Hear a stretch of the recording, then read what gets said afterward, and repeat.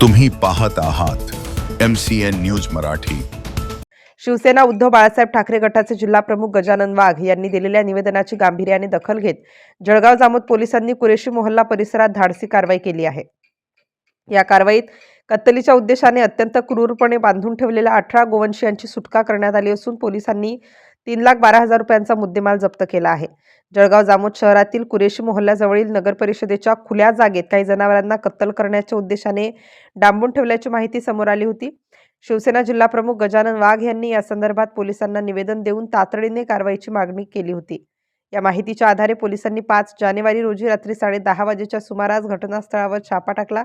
पोलिसांनी दिलेल्या माहितीनुसार घटनास्थळी 14 मोठे बैल आणि 4 गोरे असे एकूण 18 गोवंश मिळून आले। या जनावरांना चारा किंवा पाणी न देता त्यांच्या पायांना आणि मानेला आखूड दोरीने अत्यंत निर्दयीपणे बांधण्यात आले होते, जेणेकरून त्यांना साधी हालचालही करता येणार नाही। या कारवाईत पांढरे बैल 8 नग किंमत 1,60,000 रुपये, तांबडे बैल 6 नग किंमत 1,20,000 रुपये, गोरे 4 नग किंमत 32,000 रुपये, एकूण किंमत 3,32,000 रुपये किमतीची जनावरे जप्त करून स्थानिक गोरक्षणमध्ये देण्यात आली। या प्रकरणी आरोपींविरुद्ध महाराष्ट्र प्राणी संरक्षण सुधारणा अधिनियम कलम 5 ब 9 आणि प्राण्यांना क्रूरपणे वागवण्यास प्रतिबंध करण्याबाबतचा अधिनियम 1960 कलम 11(1) नुसार गुन्हा दाखल करण्यात आला आहे।